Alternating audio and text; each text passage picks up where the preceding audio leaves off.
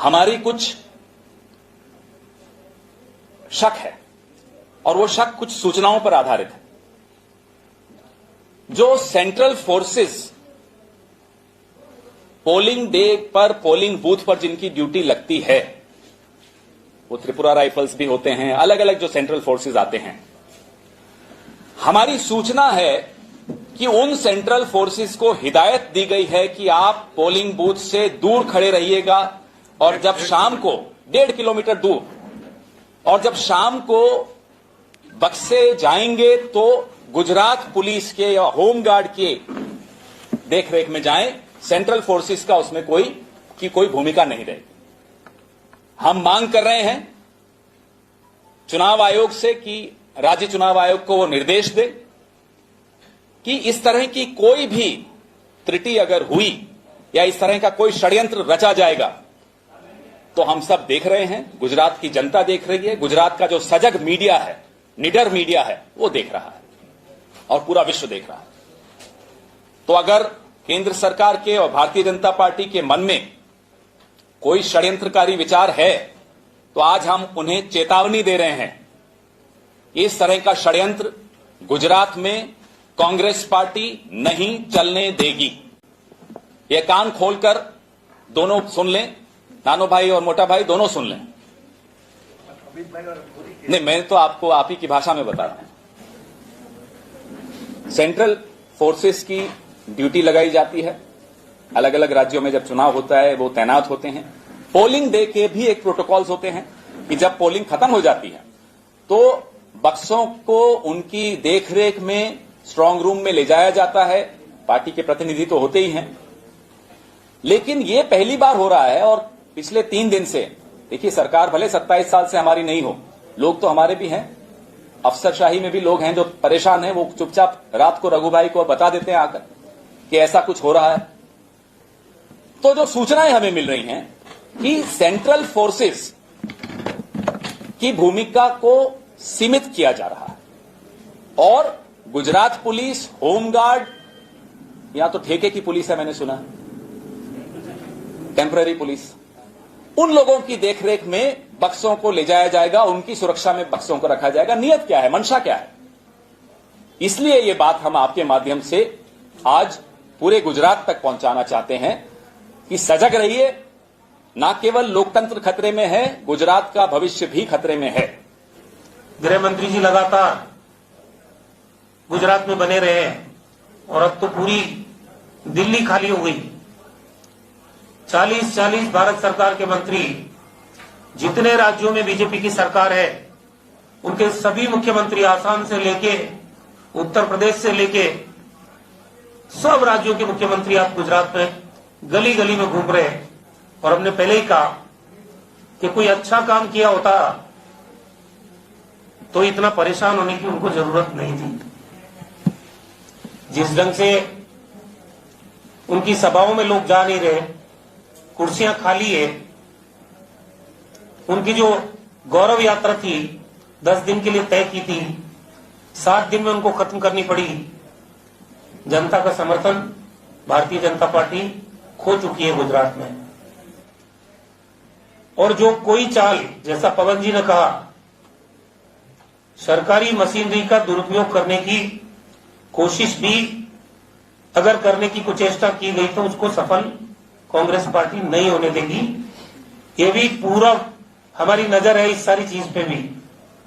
और जिस ढंग से इलेक्शन कमीशन के डायरेक्टिव्स आए, कुछ चैनल्स को इस्तेमाल करने की कोशिश की गई ओपिनियन पोल के नाम पे। ये घबराहट इससे उनकी पता चलती है कि अब आप चैनल्स को सर्वे के माध्यम से या ओपिनियन पोल के माध्यम से अपना परसेप्शन बिल्डअप करने की कोशिश कर रहे हो, जिसका मैंने आपको पहले कहा कि दरअसल की ग्राउंड रियलिटी से कोई लेना देना नहीं है। चैनल, चंद चैनल जिनको हम लोग गोदी मीडिया कहते हैं, गोदी मीडिया, उसके इस्तेमाल करने पर भी बीजेपी को कोई फायदा होने वाला नहीं है। हमने प्री पोल सर्वे कई खारिज होते हुए देखे हैं। देश की जनता, गुजरात की जनता फैसला करेगी जेपी नड्डा जी की किसी मीटिंग में 50 से ज्यादा लोग आए हों तो मुझे तस्वीर दिखा दो आप। उनकी मीटिंग रद्द हुई बड़ौदा में, पहले अमित शाह जी की मीटिंग रद्द हुई, फिर जब उसमें कम लोग आए तो नड्डा जी को नाइट वॉचमैन के रूप में भेजा, उसमें भी लोग नहीं आए तो मीटिंग कैंसिल हुई। तो जिन नेताओं की मीटिंगें कैंसिल हो रही है, गुजरात की जनता सुनना नहीं चाहती है, उनके बारे में क्या टिप्पणी करेंगे? सर गोदी मीडिया की भी बात कर रहे थे, वो आपको भारत जोड़ो यात्रा में फ्लो कर रहा था और यहाँ भी, आखिर मंशा क्या हो सकती है गोदी मीडिया? आप मुझे बताइए, ये जो प्री पोल सर्वे है, ये चुनाव के पहले करना उचित है या नहीं है? और ऐसा करके वो क्या करना चाह रहे हैं? गुजरात की 6.5 करोड़ जनता जिसका फैसला करने वाली है, उसका प्री पोल सर्वे के नाम पे आप क्यों लोगों के माइंडसेट को बदलने की कोशिश कर रहे हो? ये खुद अपने आप में अपराध है मेरी दृष्टि से, और ये फेयर नहीं है पॉलिटिक्स के हिसाब से। तो ये जो आप गलत काम कर रहे हो, तो गोदी मीडिया कहलाओगे और क्या? हमारी बूथ मैनेजमेंट की जो टीम है, जो हमने बनाई है पिछले 6 महीने से, वो तो वहां तैनात रहेगी। लेकिन अगर होमगार्ड के हवाले अगर आप मत पेटी कर दोगे तो क्या हम यहां युद्ध थोड़ी लड़ेंगे? निर्वाचन आयोग का मतलब क्या है फिर? ये उनकी जिम्मेदारी है, संवैधानिक जिम्मेदारी निर्वाचन विभाग की है। ये कांग्रेस के कार्यकर्ता का दायित्व नहीं है, ये निर्वाचन विभाग का दायित्व है। और इस कॉन्स्टिट्यूशन में लिखा हुआ है कि आपके फ्री और फेयर मतदान होना चाहिए, मतपेटियां सुरक्षित रहनी चाहिए। ये जिम्मेदारी निर्वाचन विभाग की है। 5 साल भारतीय जनता पार्टी की गलतियों को उजागर करने का काम, एक प्रतिपक्ष का दायित्व निभाने का काम अगर किसी पार्टी ने किया है तो कांग्रेस पार्टी है। ये मौसमी पार्टियों वाले हमसे अब सवाल करते हैं, जो चुनाव के टाइम आते हैं, उनको गुजरात में जिनका बूथ पे कार्यकर्ता नहीं, जिनका संगठन का ढांचा नहीं, तालुका प्रेसिडेंट नहीं, जिला अध्यक्ष नहीं, पेड वर्कर के सहारे हमसे सवाल कर रहे हैं, तो जवाब पब्लिक दे देगी, पता चल जाएगा। इसमें मैं भी एक कुछ जवाब देना चाहूंगा। आप लोग हमसे ज्यादा वाकिफ हैं। कोविड न्याय यात्रा किस पार्टी ने निकाली बताइए? इन दोनों पार्टियों का क्या योगदान था उसमें बताइए?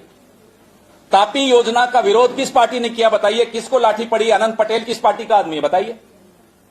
तो जब ये बातें करते हैं कि कांग्रेस जन आंदोलनों का हिस्सा नहीं है, महंगाई के विरोध में किसने गुजरात बंद किया? और कोविड न्याय यात्रा का नतीजा ये निकला कि सरकार को मानना पड़ा कि जो संख्या उन्होंने बताई है मृतकों की, उससे कहीं ज्यादा लाखों की तादाद में गुजरात में लोग मरे हैं कोविड में।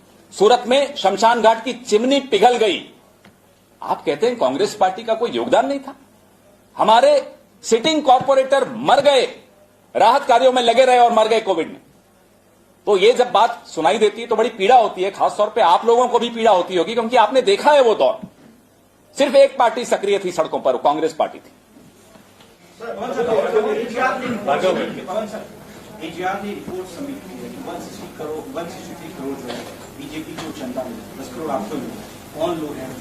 आप क्या पूछ रहे हैं? 10 करोड़ जिन्होंने दिया वो कौन है?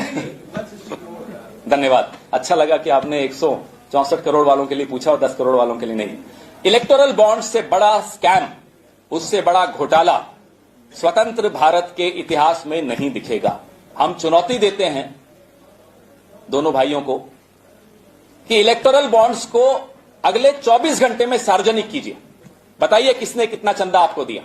अगर आप में पारदर्शिता है, लेश मात्र भी पारदर्शिता है, तो इलेक्टोरल बॉन्ड्स की लिस्ट को सार्वजनिक किया जाए। ये आज रघु शर्मा जी, रामकिशन ओझा जी और मैं, विमल शाह जी, हम लोग सब बैठे हैं चुनौती देते हुए अगले 24 घंटे में सार्वजनिक करने की चुनौती दे रहे हैं। आपके दिल में क्या है? हमारे दिल में वही है जो आपके पास है और आप छाप नहीं पाते। आजाद भारत में सबसे बड़ा घोटाला है ये। आजाद भारत के, स्वतंत्र भारत के इतिहास में सबसे बड़ा स्कैम अगर कोई है तो इलेक्टोरल बॉन्ड है। और एक तरफा लोगों को प्रेशराइज करके इलेक्टोरल बॉन्ड के नाम से सारा पैसा आप बीजेपी की तरफ रूट कर रहे हो। तो इस देश की डेमोक्रेसी को खत्म करने की तरफ बढ़ रहे हो। जो स्पेस ओपोजिशन पार्टी को मिलती रही है आज तक, उस स्पेस खत्म कर रहे हो। लेटेस्ट न्यूज़ और आपकी ज़िंदगी के दिन भर की बड़ी जानकारी को समझने के लिए और जानने के लिए हमारे चैनल रिकवरी 24 को सब्सक्राइब करें और बाजू वाला बेल आइकन दबा के ऑल पर क्लिक ज़रूर करें। और साथ ही में इस वीडियो को लाइक, शेयर और कमेंट भी ज़रूर करके जाएं।